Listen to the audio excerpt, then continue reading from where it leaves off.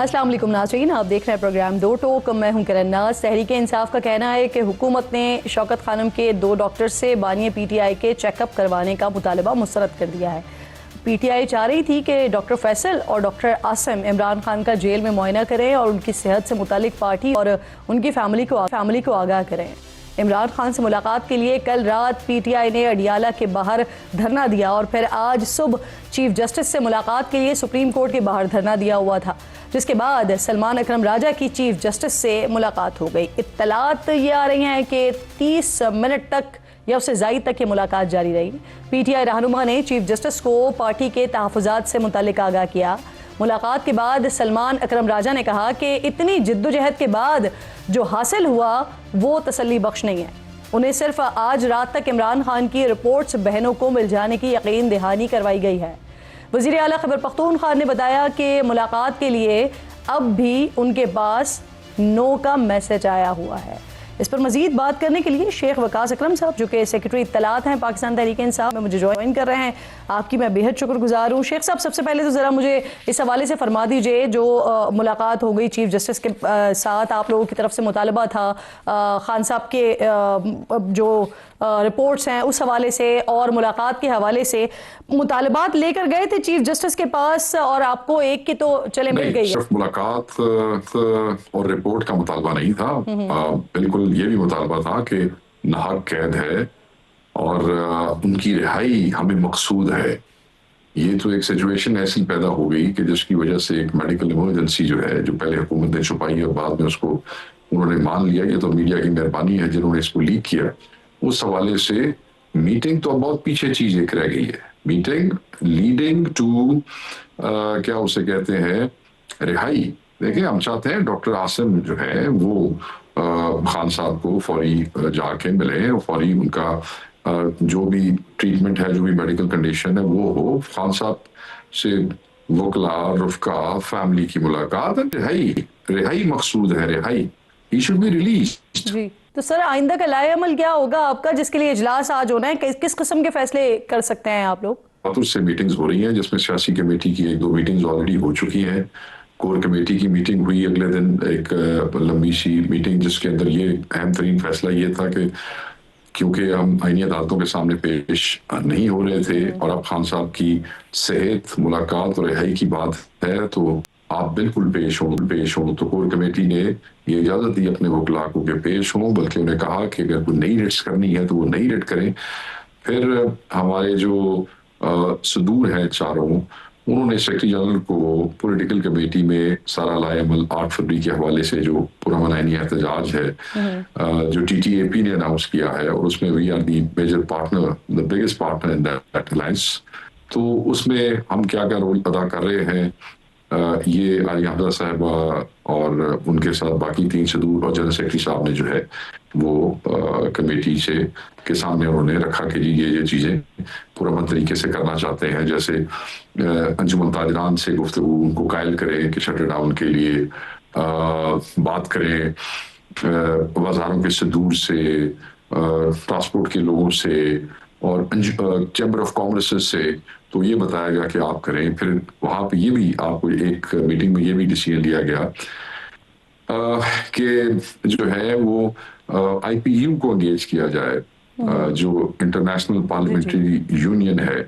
Obviously Khan साहब farmer parliamentarian भी है और इस वक्त मुल्क की सबसे बड़ी सियासी पार्टी है, कायद है। खान साहब समेत हमारे लोग कोट लखपत में मौजूद है और बहुत से पार्लियामेंटेरियंस पे केसेस हैं, मगर मेन फोकस खान साहब के उस केस के हवाले से है जो ऑलरेडी IPU के अंदर मौजूद है, उनकी जो है इंटरनेशनल पार्लियामेंटेरियन यूनियन के हवाले से, उसको एक्टिवेट करने के लिए बातें हुई। तो बहुत सारी चीजें इसी किस्म की डिस्कशंस आप, क्योंकि ऑन गोइंग तहरीक है, तो तवातुर से मीटिंग्स होगी तो अपडेट्स जो है वो आते रहेंगे और उस पर जो फैसले रहे। देखें अब ये 8 फरवरी के अंदर ये जो खान साहब की मेडिकल इमरजेंसी की सिचुएशन एक आई, उसके ऊपर हमें बार बार बैठना पड़ता है और चीजें जो है उसको एनालाइज करना पड़ता है। इंटरनेशनल पार्लियामेंटेरियन की जो यूनियन है उसके पास किस हवाले से जाएंगे? 8 फरवरी का तो मैंने आपको बता दिया ना कि सूबाई सदूर जनरल सेक्रेटरी साहब ने वो एक जो लाएअमल उन्होंने अपना बनाया पुरअमन आईनी एहतजाज के हवाले से वो शेयर किया। IPU खान साहब की हेल्थ के हवाले से खान साहब के साथ जो इन्होंने चुप करके उनको लेके आए और उनका जो है प्रोसीजर करवाया और वहां से वापस ले गए, फैमिली को भी नहीं बताया, हम वकला को भी नहीं बताया, किसी को खान खबर न हुई, छुपा के पता नहीं क्या किया इन्होंने, क्या नहीं किया।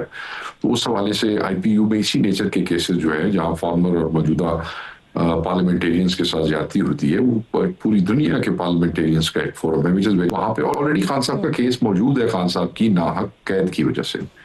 अच्छा शेख साहब, आप लोगों ने 8 फरवरी को पहिया जाम की कॉल दी हुई है, दूसरी तरफ इन्हीं दिनों में लाहौर में बसंत मनाई जा रही होगी, तो ऐसे माहौल में कि जहां आवाम त्यौहार मना रहे होंगे, आपको लगता है कि जो आपका मुल्क गिर पहिया जाम हड़ताल की कॉल है ये कामयाब हो पाएगी? बिल्कुल, तहरीक भी चलाएंगे, पतंग भी उड़ाएंगे। अच्छा। दोनों राइट है पाकिस्तान तहरीक इंसाफ का, और वो पतंग जो होंगे उसको भी तहरीक का हिस्सा ही समझे। उसमें आपको जो है वो कैदी नंबर 804 का ही जो है वो नाम नजर आएगा। सर नजर नहीं आ सकता, पाबंदी लगा दी है ऑलरेडी इस पर। देखें, वो जिन पैरामीटर्स पर उन्होंने पाबंदी लगाई है, हमारे लोग, हमारे वकला, हमारे बंदे बहुत ज्यादा जो है वो सियाने हो गए हैं इनकी पाबंदियों से, तो उन्होंने रास्ते निकाल लिए हैं जो कि पाबंदियों से बाला बाला है। फिर आपने जो रास्ते निकाले हैं, अगर उसके बाद फिर गिरफ्तारियां होंगी तो फिर क्या करेंगे शेख साहब? ये बात तो आप उन लोगों को करें जिनकी गिरफ्तारियां पहले नहीं हो रही है। पहले कभी हया किया उन्होंने हमारा? दूसरी बात ये है कि अगर पतंग उड़ाने पर उन्हें गिरफ्तारी करना है, हमारे लोग गिरफ्तार कर लेंगे, तो क्या हो जाएगा? आगे नहीं गिरफ्तार करते हैं। तीसरी जो बड़ी इंपॉर्टेंट बात यह आपने कही, पाबंदी लगाई है। पाबंदी तो उन्होंने इमरान खान साहब की नाम पे और उनकी बात पे और उस पे भी मीडिया पे लगाई है, मगर कौन सा टीवी प्रोग्राम है जो इमरान खान के बगैर हो रहा है पूरे पाकिस्तान में? बताएं जरा। नहीं हो सकता। रियलिटी है पाकिस्तान की इमरान खान, उससे जितना भी कोई कोशिश कर रही है हुकूमत, ही तो छोटी मोटी चीज है पंजाब हुकूमत है, क्या कर सकते हैं? कुछ नहीं कर सकते। तो लोगों ने जो करना है वो करना है, जो चीजें लोगों के दिल में लिखी हुई है वो उन्होंने करनी है। इनके क्या होने से क्या होता है? तो गिरफ्तार क्या कर लेंगे? हाँ, कर लेंगे गिरफ्तार। अच्छा मुझे ये भी बताएं, बड़ी इंटरेस्टिंग बात आप कर रहे हैं कि पहिया जाम हड़ताल और बसंत एक साथ चल रही होंगी। मेरी बात सुने। पहिया जाम क्या होता है? मैं लोग गाड़ियां ना चलाएं, अब वो हम जबरदस्ती तो नहीं रोक सकते ना। हम सियासी पार्टी, हमने किसी की गाड़ी तो नहीं रोक रही, तुम नहीं चल सकते यार, वो तो हमने नहीं करना। वसात आपने अनाउंस किया है, लोग अपनी छतों के ऊपर होंगे, घरों से बाहर नहीं निकलेंगे। जब लोग बाहर नहीं निकलेंगे तो गाड़ियां नहीं चलेंगी। ठीक है, जब गाड़ियां नहीं चलेंगी, लोग घरों में होंगे, पतंगबाजी होगी और उसके ऊपर भी 804 होगा। तो बेवकूफ है जिन्होंने 15 तारीख की जो बसंत है उसको रिवर्स किया है कि जी 6 से 8 तक मनाए कि जी शायद ये इवेंट जो है डाइल्यूट हो जाएगा। ये एक आईनी हक है सबका, और वो आराम से करना चाहते हैं तो आप उनको करने दें। जब आप चीजों को दबाते हैं खामखा, जब आप उसको पुश करते हैं और ज्यादा फोर्स से होती है, ज्यादा होती है, तो क्या फायदा? ये बेवकूफ लोग हैं। शेख साहब, फिर लोग मना रहे होंगे बसंत और आप इसे क्लेम कर लेंगे अपनी कामयाबी। अब मुझे ये फरमाइए कि आपके लोग कह रहे हैं कि खान का साहब के चेकअप से मुतालिक जो है ना वो इत्तला नहीं थी, अहले खाना को लाइम रखा गया, लेकिन बैरिस्टर अकील मलिक साहब दावा कर रहे हैं कि पीटीआई के कुछ सीनियर रहनुमाओं को बताया गया था, पहुंचे ही नहीं वो अस्पताल।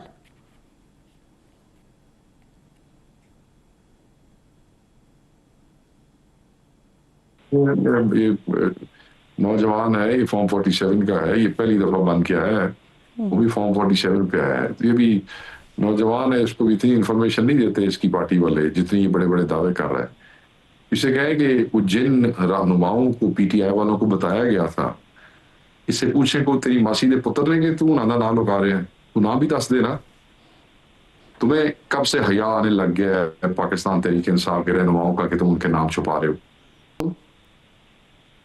ऐसे झूठ बोलते हैं, सिर्फ फ्रॉड करते हैं। चलेंगे, ये सवाल उठाएंगे उनके सामने। सर 26 नवंबर से पहले वैसे हुकूमत और आपके दरमियान एक बैकडोर राब्ता कायम हुआ था, तो क्या इस वक्त भी हुकूमत के साथ किसी किस्म का कोई राब्ता चल रहा है, कोई बातचीत हो रही है एहतजाज मौखर के हवाले से या खान साहब से मुलाकात के हवाले से राहें हमवार हो सकें इस हवाले से? कोई राब्ता नहीं, कोई डील नहीं। PTI doesn't believe in deals, Imran Khan does not believe in deals. कोई डील नहीं है, कोई राब्ता नहीं है। जब भी ये माजी का ट्रेंड आप देख लें, जब भी कोई अनाउंस होती है मोबाइल प्रोटेस्ट, तो उस वक्त ये डील की बातें आने लग जाती हैं, वे डिस्ट्रैक्शंस क्रिएट करते हैं। सर ये जरा क्लियर कर दें कि ना आपकी तरफ से कोई ऑफर की जा रही है, ना हुकूमत आपको कोई ऑफर कर रही है। नहीं, ये ऑफर बड़ी स्पेकुलेशन हो रही है ये। जब से ये सारा मामला शुरू हुआ है ऑफरें तो आती और जाती रहती है। नहीं, वो तो आती जाती रहती है, मौजूदा वक्त में कोई ऑफर मौजूद है आपके पास? नहीं, इस किस्म की कोई बात नहीं चल रही है हमारी किसी के साथ। वही पुरानी ऑफर जो है वो जब हमारी तरफ से रिफ्यूज भी होती है तो आगे से कहा जाता है जी ठीक है तुसी तो ना कर देती मगर साढ़े दरवाजे खुले रहे। सही है सर, आपकी मौजूदगी का जरा फायदा उठाते हुए ना तीरा की भी बात कर लेती हूँ। 80% लोग वहां से जा चुके हैं। विफाकी हुकूमत सिक्योरिटी जराए के बड़ा वाजे कर चुके हैं कि जो IBOs होते हैं वो तो हो रहे हैं मुसलसल, लेकिन इसके अलावा कोई ऑपरेशन नहीं होगा। 2 दिन बाद वजीर आला साहब ने भी जरगा बुलाने का फैसला किया हुआ है। तो सर वो वाकई क्या रीसेटल कर सकते हैं दोबारा फिर लोगों को, वो जो वहां से निकल गए मुंतकिल हो गए?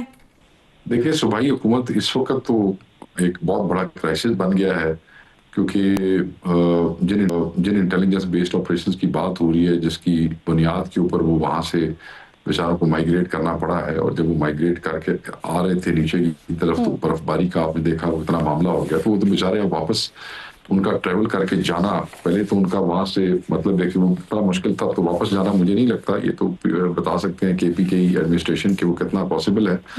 नहीं, मेरा नहीं ख्याल कि जगह इस हवाले से शायद कोई कंफ्यूजन जो फेडरल गवर्नमेंट की तरफ से फैलाए जा रहे हैं और जो इनएक्टिविटी है, जो लैक ऑफ कोऑपरेशन है, क्या ना ये ह्यूमन क्राइसिस है और इसमें फेडरल गवर्नमेंट का भी हिस्सा है, ये पाकिस्तान का हिस्सा है तीरा, उनकी भी जिम्मेदारी बनती है। सिर्फ प्रेस कॉन्फ्रेंस करके इल्जाम तराशी से तो आप नहीं अपनी जिम्मेदारियों से भाग सकते। मेरा ख्याल है वो उन CVMs के हवाले से शायद CM साहब जो है वो अपने इलाके के लोगों से जाके जो है वो बात करना चाहते हैं, इसलिए जा रहे होंगे। अदर दैट मेरे पास कोई डिटेल वो नहीं है कि what he wants to say and what he would say, तो I don't know about that. मगर ये जो आप कह रही हैं कि वापस ले जाने वाली को बात है, मेरा नहीं ख्याल इस किस्म की कोई बात अभी तक डिस्कस हुई है, मेरे नॉलेज में नहीं है। बिल्कुल ठीक है, आप कह रहे हैं कि आपकी नॉलेज में नहीं है ये बात। बहुत बहुत शुक्रिया आपका। शेख वकास अकरम साहब प्रोग्राम के साथ मौजूद थे। क्विकली नाज़रीन आगे बढ़ते हैं। सनत का पहिया चलाने और बरामदात का हुजम बढ़ाने के लिए आखिरकार हुकूमत जाग उठी है। सनतकारों और एक्सपोर्टर्स से खिताब करते हुए वज़ीर आज़म शहबाज शरीफ का कहना था कि इंडस्ट्री के लिए फ़ी यूनिट बिजली 4 रुपये 4 पैसे सस्ती कर दी है। ख्वाहिश तो थी कि इसको मज़ीद 10 रुपये सस्ता किया जाए, लेकिन इस वक्त हाथ बंधे हुए हैं। वज़ीर आज़म ने यह भी ऐलान किया कि इंडस्ट्री के लिए जो व्हीलिंग चार्जेस हैं उससे भी कम करके 9 रुपये से भी कम होंगे। बरामद कुनंदगान के लिए शरह सूद को 7.5% से कम करके 4.5% कर दिया गया है। बरामद कुनंदगान को 2 साल के लिए ब्लू पासपोर्ट जारी करने का फैसला किया गया है। साथ ही उन्होंने ये भी एतराफ़ किया है कि खत्ते के दीगर ममालिक से मुकाबला करने के लिए टैक्स, शरह सूद और बिजली के नरखों में कमी करनी होगी। इस तमाम सूरत हाल पर बात करने के लिए कामरान अरशद साहब जो कि चेयरमैन एप्टमा है प्रोग्राम में ज्वाइन कर रहे हैं। आपके साथ साथ खुर्रम शहजाद साहब जो कि मुशीर हैं वजारत ख़जाना के प्रोग्राम में। ये दोनों मौजूद मेहमान मेरे साथ मौजूद हैं।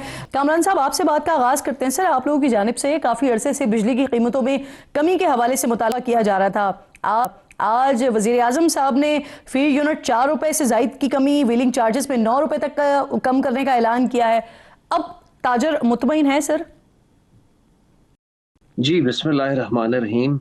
मैं ये समझता हूँ कि आज प्राइम मिनिस्टर साहब ने जो किया बड़े मुस्बत इक़दाम लिए और जिसे कहते हैं देर आए दुरुस्त आए।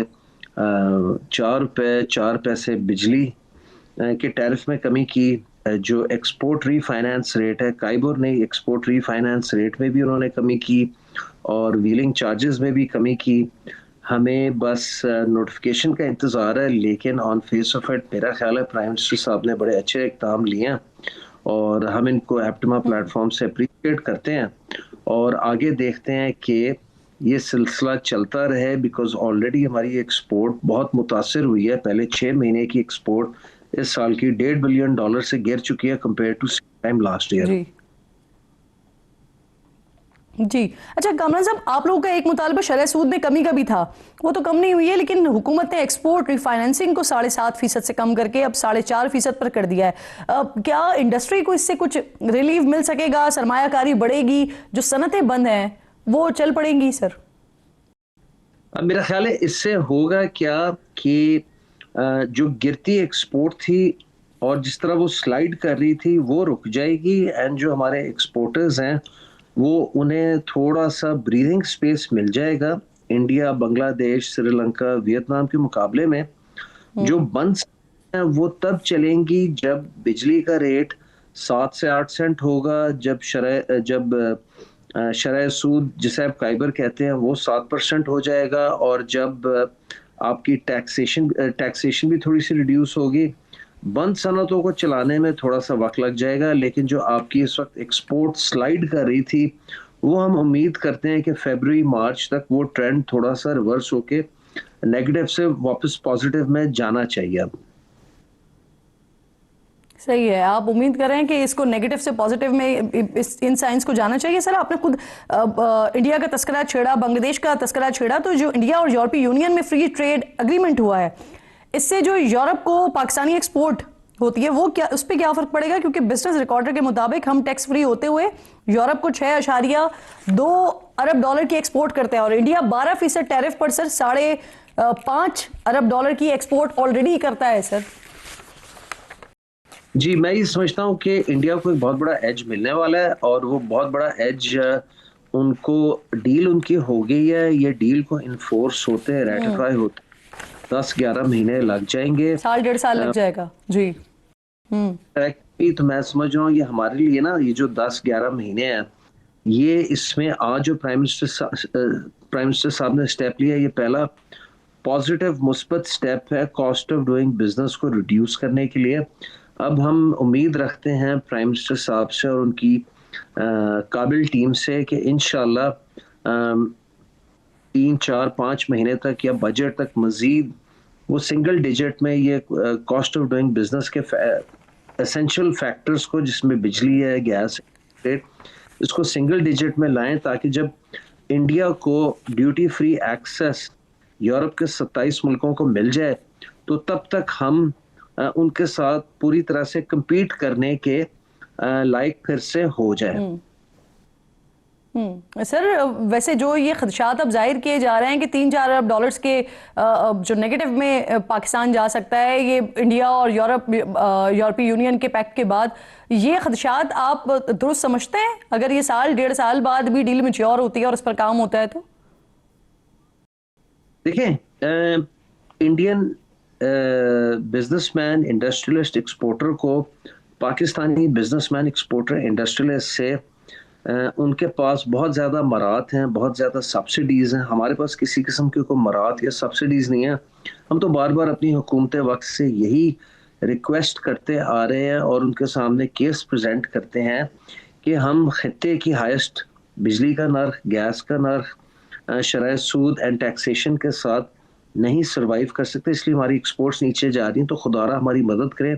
हम तो सिर्फ इन चीज़ों को level playing field with the region के साथ लाने पे बार बार दरख्वास्त करते थे। तो हमें अल्लाह का शुक्र है मौजूदा हुकूमत ने उस पे रोशनी डाली एंड आज ये पैकेज अनाउंस किया। तो और ये जो 10-11 महीनों की आप बात कर रहे हैं ना सर, इस 10-11 महीनों में हम कैसे अपॉर्चुनिटी को कैप्चर कर सकते हैं? और हम शहजाद साहब भी ज्वाइन कर चुके हैं। बस एक छोटा सा ब्रेक लीजिए नाज़रीन, ब्रेक के बाद वापस आते हैं तो इस डिस्कशन करते हैं।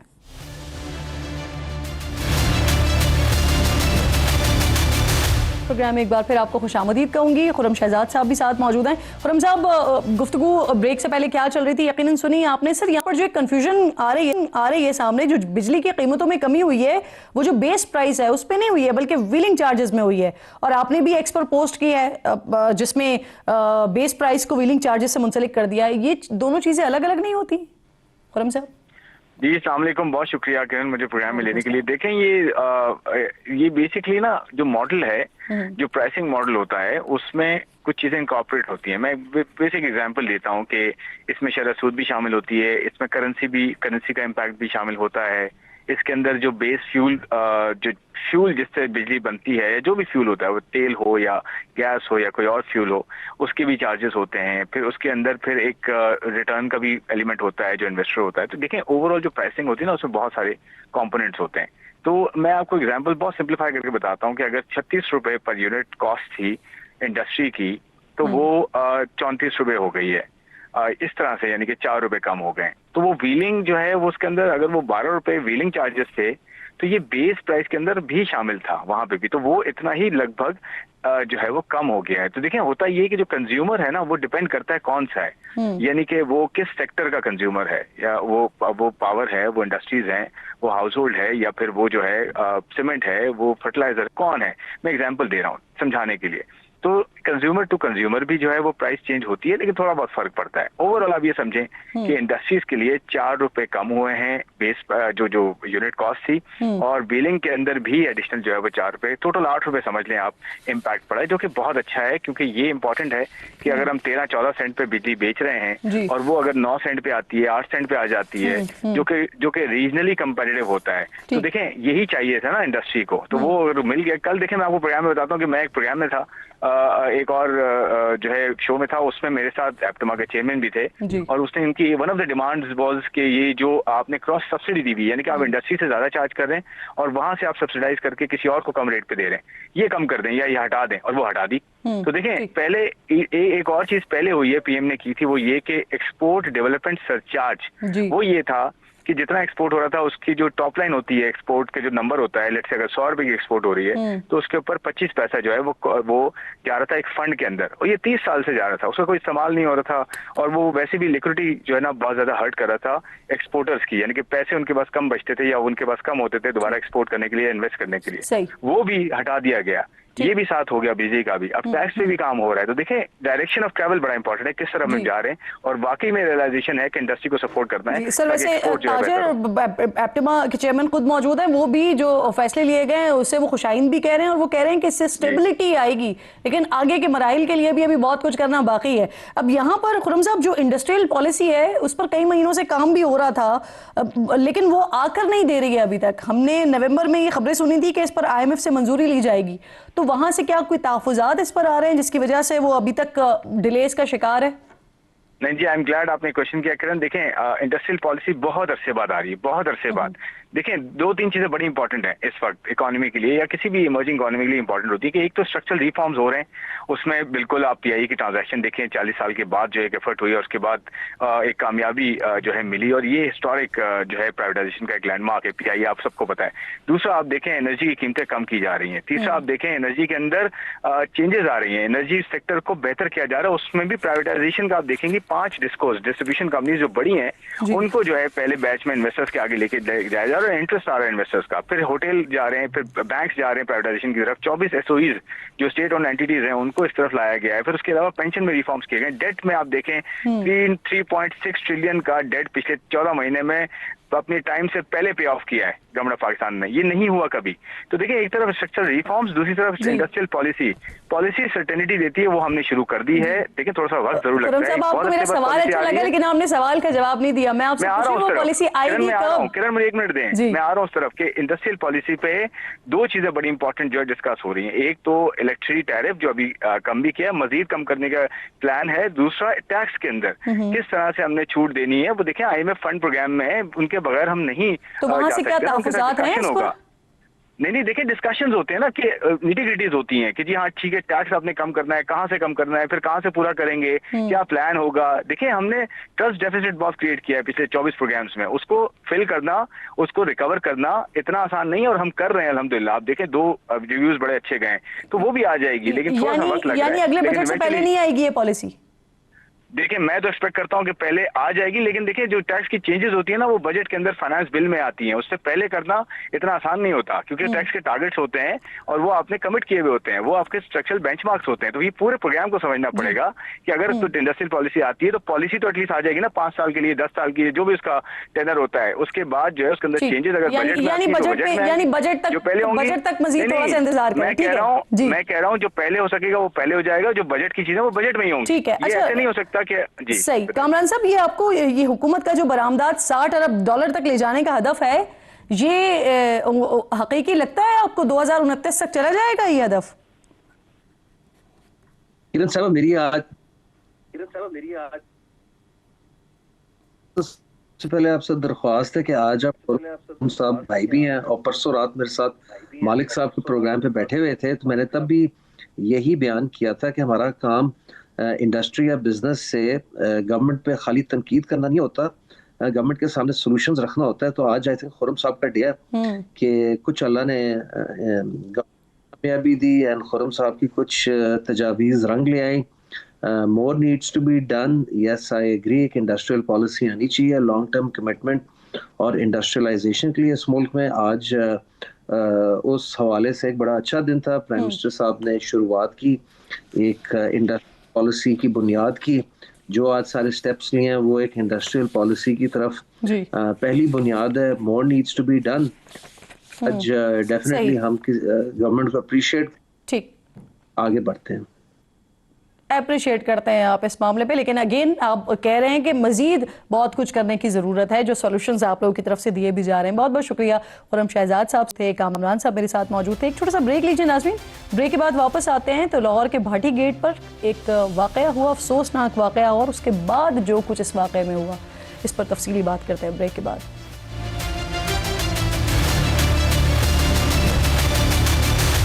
नाज़रीन, प्रोग्राम में एक बार फिर आपको खुशामदीद कहती हूँ। हादसे से बड़ा सानहा ये हुआ, लोग ठहरे नहीं हादसा देखकर। वज़ीर आला पंजाब मरियम नवाज़ के शहर लाहौर में भी कुछ ऐसा ही हुआ है। खातून और बच्चा गटर में गिरे, बजाय मुतासरीन की मदद की जाती, खातून और बच्ची को फौरी तौर पर तलाश किया जाता। पुलिस मदद की दरख्वास्त करने वाले मुर्तज़ा को ही थाने ले गई, तशद्दुद का निशाना बनाया, अहलिया और बच्ची का कत्ल कबूल करने के लिए दबाव डाला। पंजाब की वज़ीर इत्तलात ने भी इब्तिदा में मामले को फेक न्यूज़ करार देकर मिट्टी डालने की कोशिश की, और जब सादिया की लाश मिल गई तो बस माफ़ी मांग कर जान छुड़वा ली। मरियम नवाज़ ने भी अपनी वज़ीर को ये कहकर क्लीन चिट दे दी कि जब अफसरान ही झूठ बोलें तो फिर भला इसमें वज़ीर की क्या गलती। अब सवाल यह है कि अगर इन अफसरान ने झूठ बोला तो उनके खिलाफ झूठ बोलने पर कार्रवाई क्या हुई है, अब तक कोई एक्शन क्यों नहीं हुआ।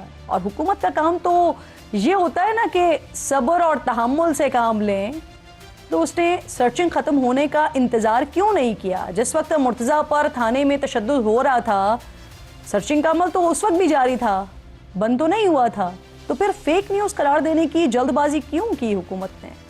खातून के शौहर पर तशद्दुद के इल्ज़ामात की तहकीकात पर बनने वाली हाई पावर कमेटी ने भी अपनी रिपोर्ट मुकम्मल की है, जिसके मुताबिक एसपी की मौजूदगी में मुतवफ़ी खातून के शौहर पर एसएचओ के रिटायरिंग रूम में तशद्दुद किया गया।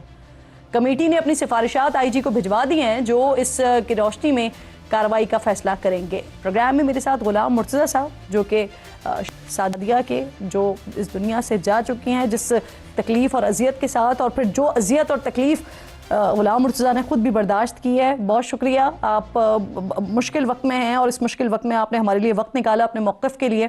मुझे सबसे पहले ये बताइए कि आपके साथ जो इसके बाद हुआ वो ज़्यादा तकलीफ दह सिचुएशन बनी। फिर लापरवाही करने वाले प्रोजेक्ट मैनेजर हैं, सेफ्टी इंचार्ज हैं, साइट इंचार्ज हैं, इनके खिलाफ मुकदमा हुआ है। हुकूमती कार्रवाई से मुतमईन हैं अब आप? देखें, जो हुकूमत अपनी कार्रवाई कर रही है वो उनका फ़र्ज़ है, उनका हक़ है, लेकिन जो भी हो, जो मेरी फैमिली के साथ हुआ है, मेरी बच्ची, मेरी बीवी, वो अब इस दुनिया में नहीं है। बाकी जो मेरे 2 बच्चे हैं उनकी अम्मी नहीं है, तो वो कैसे इस ज़िंदगी दुनिया में रहेंगे। तो सर, जो भी कार्रवाई है वो तो ठीक है, वो तो हुकूमत का फ़र्ज़ है, अच्छा कर रहे हैं। तो हुकूमत ने अच्छा नोटिस लिया है, मरीम नवाज़ साहबा ने, इन सब ने हाई लेवल पे किया है सारा काम। तो जब मेरी बीवी मुझे मिली तो उसके बाद जो रेस्क्यू वाले बता रहे थे कि जो आपकी बच्ची है वो अभी तक नहीं मिल रही, तो मैं बहुत परेशान था कि शायद ऐसा ना हो कि ये मिले ना, और मैं घर किस मुंह से जाऊंगा। तो मैं बहुत परेशान था। ये मेरे लिए एक बहुत मुश्किल टास्क था कि मैं कैसे घर जाऊँ, एक मेरी बच्ची कैसे जाऊँ। तो जब मिली तो फिर हम घर गए हैं। आपने बताया कि पुलिस ने हिरासत पे ले लिया, आपको तशद्दुद का निशाना भी बनाया। क्या चाह रही थी पुलिस आपसे? वो मनवा रहे थे कि आप मान जाएं। आप मतलब कि मैं उनको कह रहा था कि मैं जो सच था मैंने आपको बता दिया है, इसके अलावा मेरे पास कुछ नहीं है। लेकिन वो कुछ मेरे पर तशद्दुद करके मनवा रहे थे कि आप मानो आप कुछ किया, आप मानो आपने कुछ किया, लेकिन मैं सच के सिवा कुछ भी नहीं बोल रहा था। और कितनी देर आपको पुलिस ने अपनी कस्टडी में रखा? जब आपकी अहलिया की लाश मिल गई उसके बाद छोड़ा आपको?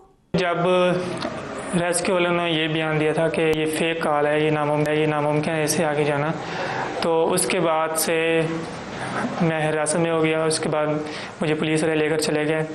तो पहले तो तशद्दुद करते रहे, उसके बाद जब उन्हें पता चला ये हम गलत कर रहे हैं, ये तो सच्चा है, तो उसके बाद फिर DIG साहब आए, उन्होंने तसल्ली दी, उन्होंने कहा कि आपकी कोई गलती नहीं है, ये इनका गलती है जो आप पे तशद्दुद कर रहे हैं। वो SHO साहब को भी उन्होंने कहा कि आप गलत कर रहे हैं।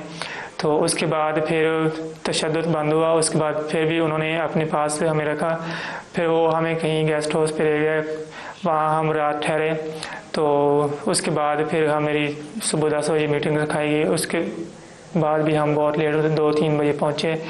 तो उसके फिर जब हम पहुँचे, रेस्क्यू वाले भी बयान दे रहे थे और भी बाकी टीमों के लोग भी आए थे। अच्छा, मुझे बताइए अब आप क्या करना चाहते हैं? जिन एहलकारों ने आपके ऊपर तशद्दुद किया, क्या उनके खिलाफ कार्रवाई चाहते हैं, आप मुकदमा करवाना चाहते हैं उनके खिलाफ? जो FIR हमने दी है तो उसमें हमने 3 इदारों के नाम आई थिंक दिए हैं, मुझे कंफर्म याद नहीं है, 3 इदारों के हमने नाम, उसका जो मुद्दई है मेरे ससुर साहब बने हैं, तो 3 इदारों के हमने नाम दिए हैं। तो अभी से इसका हमने इसकी कार्रवाई अभी तक हमने कोई FIR कोई रिपोर्ट नहीं की। यकीनन आप इस वक्त बड़ी तकलीफ में होंगे। जब ये वाकया हुआ उस वक्त के बारे में बताइए, आप साथ मौजूद थे। कुछ बातें ये हो रही हैं कि रिक्शा वहां से गुजर रहा था, सादिया रिक्शे से स्लिप हो गई। कुछ लोग कह रहे हैं कि बच्ची पहले गिर गई थी, उसे बचाने के लिए माँ नाले में कूद गई। हुआ क्या? कोई बात नहीं है, वो रिक्शे में बैठने लगी थी, बैठते वक्त पहले मेरा कज़न बैठने लगा, तो उसके पीछे मेरी वाइफ खड़ी थी। तो जब बैठने लगे थे, मेरी अम्मी ने कहा कि पहले आप ही को बैठने दो, तो वो कज़न मेरा रास्ता देने के लिए थोड़ा सा पीछे हटा, उसके पीछे ये खड़ी थे। हमें ये आइडिया उन्हें नहीं था कि पीछे अंधेरा था कि पीछे नाला है या नहीं है, और वो नाले में गिर गई। अच्छा, पुलिस वालों ने पहले शायद आपके ताल्लुकात की खराबी वगैरह का भी बयान दिया था, जिसका उनसे कोई ताल्लुक नहीं था। ये वाला क्या मामला हुआ था? हमारा एक रिश्तेदार था, उसका नाम भी मुर्तज़ा है, तो उन्होंने SHO साहब से मेरे ससुर की बात करवाई थी, फिर इन्होंने नंबर एक्सचेंज किया था, तो फिर SHO की डायरेक्ट मेरे ससुर से बात होती रही है। जब ये रेस्क्यू वाले कह रहे थे कि ये फेक न्यूज़ है, तो SHO साहब भी यही कह रहे थे जो आपका ससुर है वो आप पे शक कर रहा है। और आप पर किसी किस्म का इस वक्त कोई प्रेशर, कोई दबाव है? कोई प्रेशर नहीं दिया जा रहा, मेरी हेल्प की जा रही है। बहुत शुक्रिया आपका। गुलाम मुर्तज़ा, प्रोग्राम में आप साथ मौजूद थे, दौरी अजियत से आप गुजरे हैं, फैमिली को आपने अपना खोया और साथ साथ जिस तरह का सलूक आपके साथ किया गया, आपने वक्त निकाला प्रोग्राम के लिए, शुक्रगुजार हूँ आपकी। एक छोटा सा ब्रेक लीजिए नाज़रीन, ब्रेक के बाद वापस आते हैं।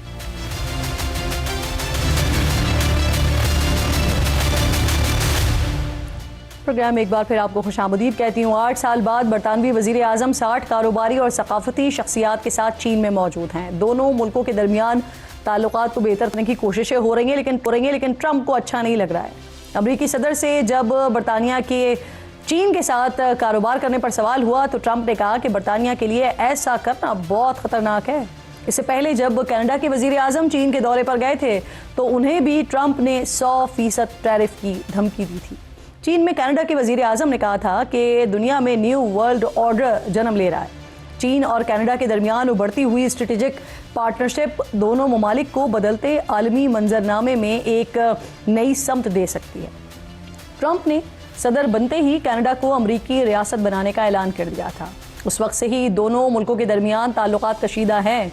ट्रंप के ग्रीनलैंड पर कब्जे के प्लान ने अमेरिका के तकरीबन तमाम बड़े इत्तेहादियों को मुतबादल रास्ते देखने पर मजबूर कर दिया है। दूसरी तरफ ट्रंप जो मुसलसल ईरान पर हमले की बातें कर रहे थे, अब वो फिर से मुज़ाकरात पर जोर दे रहे हैं, जिसके जवाब में ईरान भी मुज़ाकरात को तरजीह करार दे रहा है। लेकिन हमले की सूरत में ईरान के नायब सदर ने कहा है कि किसी भी मुसल्लह तसादुम के इख्तिताम का फैसला दुश्मनों के हाथ में नहीं होगा। वक्त ख़त्म हो गया है प्रोग्राम का। इंशाअल्लाह नाज़रीन से मुलाकात। अपना और अपने मुल्क का ख़ास ख्याल रखिए। फ़लस्तीन को, मकबूजा कश्मीर को अपनी दुआओं में याद रखिए। अल्लाह ने के बाद।